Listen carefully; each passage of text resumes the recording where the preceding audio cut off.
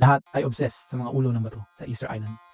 Pero ang tunay na kwento ay hindi ang mga ulo, kundi ang nasa ilalim nito. At ngayon, isang ang nag-scan sa isla. Tinanggal ang mga patong ng lupa at panahon. Hindi lang ito nakahanap ng mas maraming estatwa. Nakahanap ito ng ebidensya ng isang sopistikadong lipunan na hindi bumagsak sa paraan ng akala natin. Natuklasan nito ang nakatagong timeline. Binabaligtad ng mga natuklasan ng AI ang kasaysayan. Inilalantad ang isang mapaminsalang sikreto na ganap na nagbabago sa narrative. Sa wakas, lumalabas na ang katotohanan. Ang algorithm ng mga ninuno sa loob ng ilang dekada. Ang Easter Island o Rapa Nui ang naging poster child para sa ecological catastrophe. Ang kwento na sinabi sa ating lahat ay isang simple at trahedyang bedtime story para sa modernong mundo. Isang liblib na lipunan ng mga Polynesian ang nakahanap ng paraiso. Nagtayo ng daan-daang higanteng estatwa ng bato na tinatawag na Moai, at sa kanilang obsesyon, pinutol ang bawat huling puno sa kanilang 63 square mile na isla. Ito, ayon sa kwento, ang nagdulot ng gutom, digmaan at ganap na pagbagsak ng lipunan bago pa man dumating ang mga Europeo. Isa itong perpektong parabola tungkol sa panganib ng sobrang pagkonsumo. Oo nga pala tungkol doon. Ang buong kwentong iyon ay ganap na isinusulat muli. At ang susi sa bagong kabanatang ito ay nagmumula sa isang hindi inaasahang pinagmulan, artificial intelligence. Kaya ito ang sitwasyon. Sa mga nagdaang taon, ang mga archaeologists ay nagdi-deploy ng maraming bagong teknolohiya sa buong isla. Pinag-uusapan natin ang High Resolution Satellite Imagery, Ground Penetrating Radar o GPR na nakakakita sa ilalim ng lupa, at 3D laser scanning na kayang i-map ang bawat pulgada ng isang estatwa. Pero ito ang catch, nakakalikha ito ng hindi maimahinang dami ng raw data. Sobrang dami para maproseso ng kahit anong human team ng epektibo. Dito pumapasok ang AI. Pina-feed ng mga researcher ang lahat ng data na ito.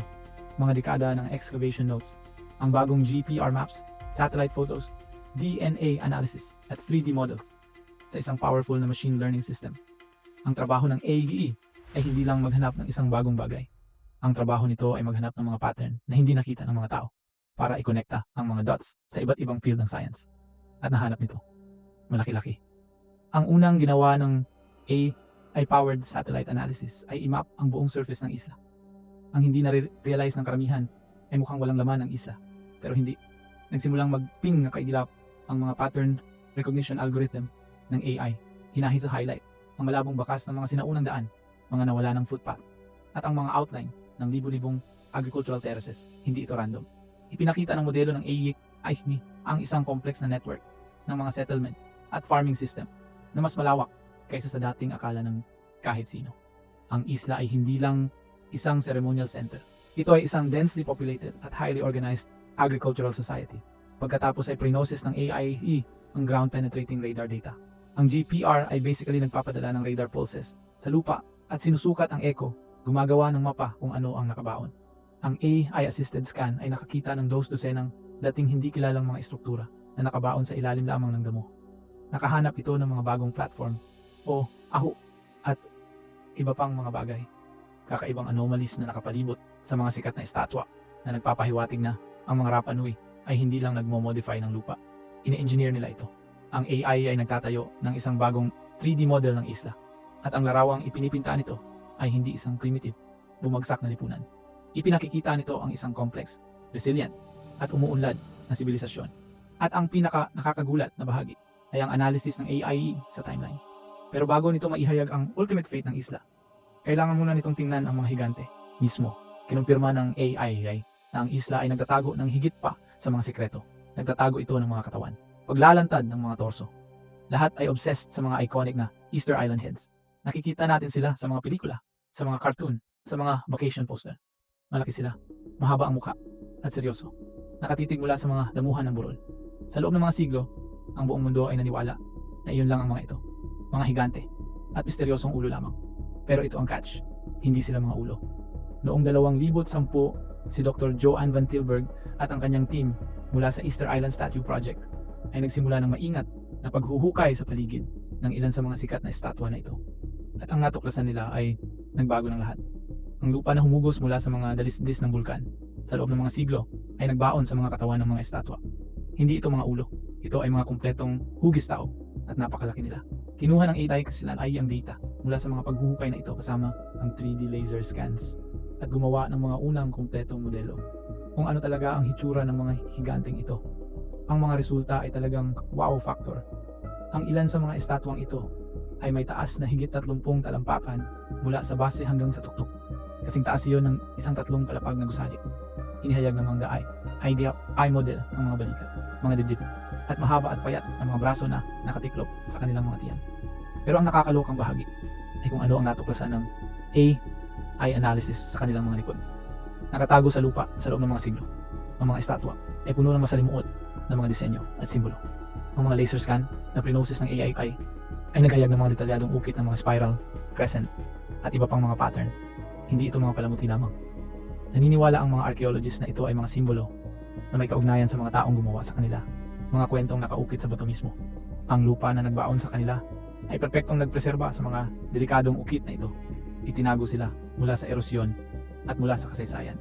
Na-highlight din ng AI analysis ng excavation data ang iba pang kakaibang features. Marami sa mga estatwa ang orihinal na may mga sombrero na tinatawag na pukaw.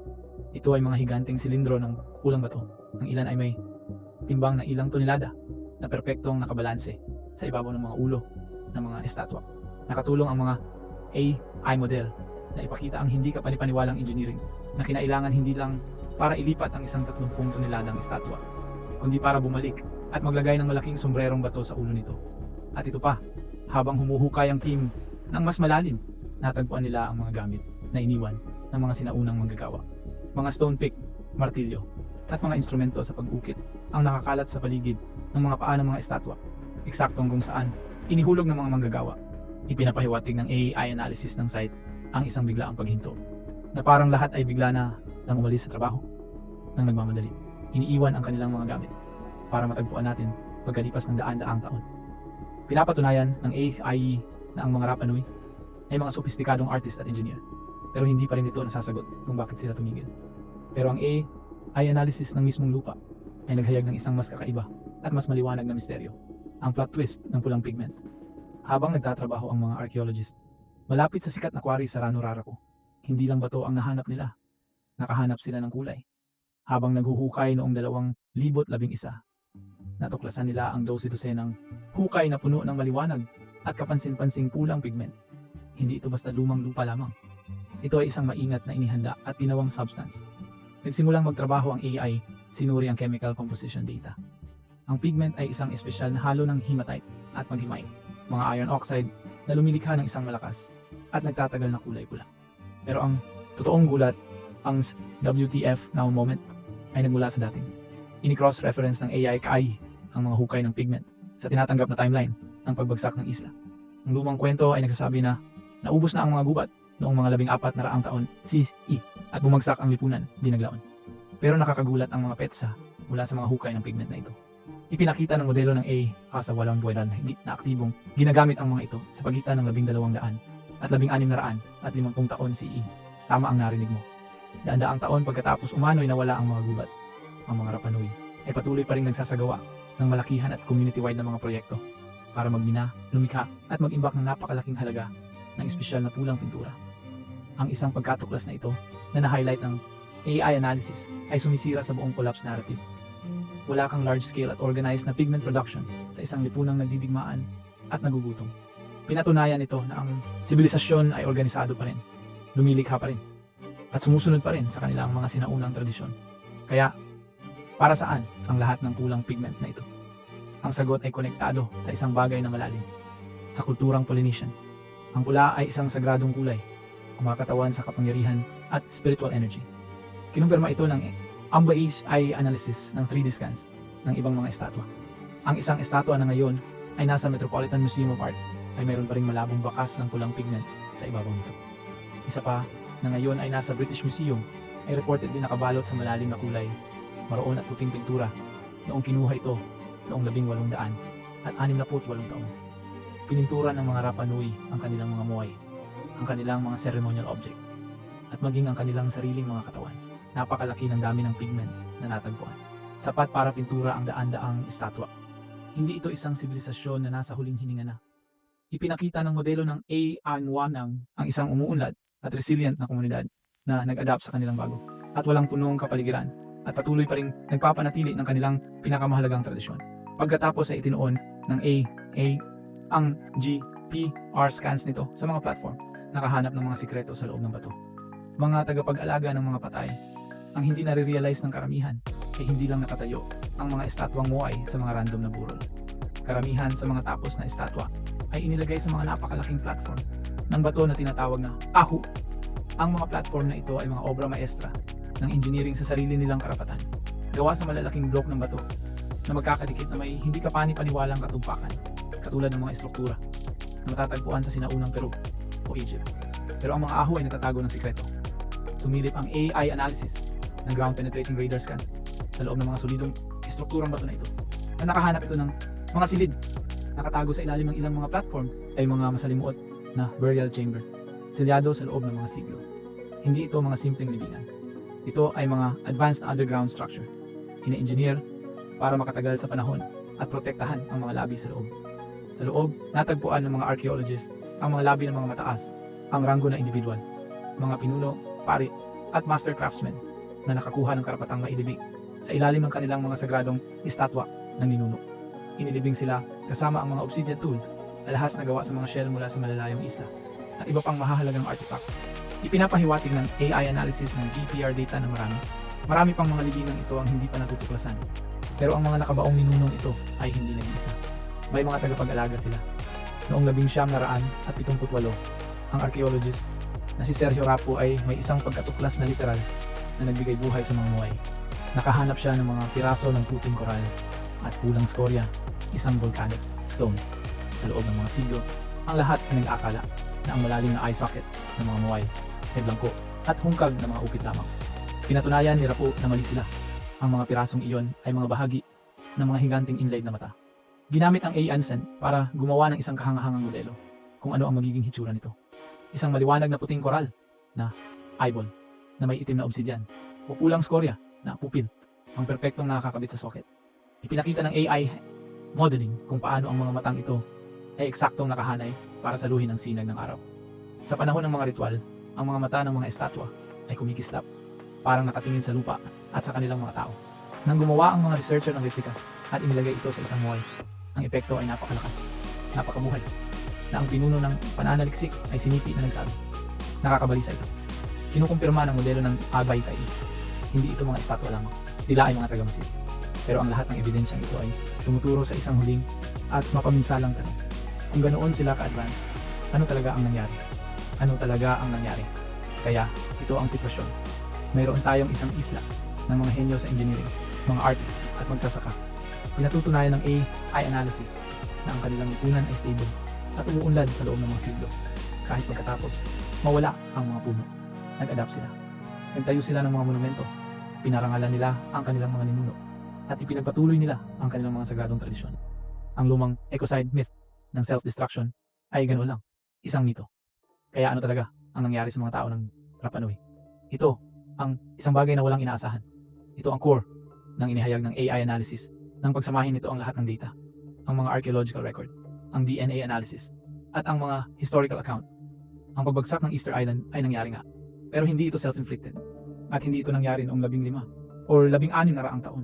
Ang mga population model ng AEE kasama ng mga DNA study ng mga sinaunang buto ay nagpapakita ng isang stable at malusog na populasyon hanggang sa pakikipag-ugnayan sa mga Europeo noong 1700 at 22 taon.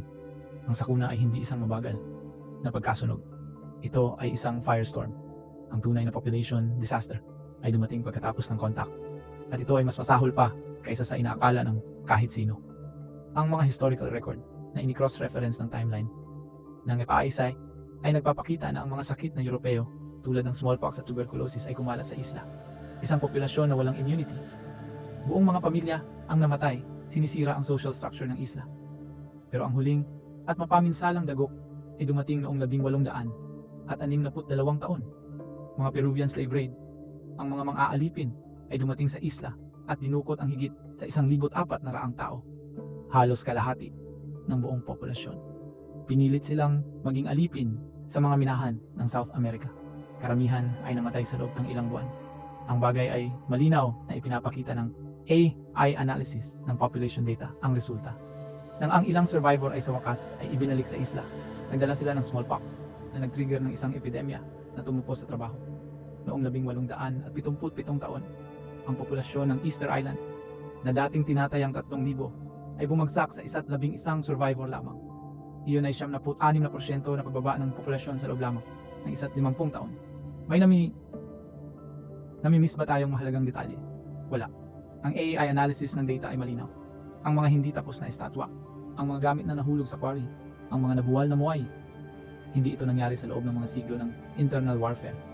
Nangyari ito noong mga 1800 habang ang isang sirang, traumatized at napakaliit na populasyon ng mga survivor ay nakikipaglaban sa isang ganap na apokalipsis.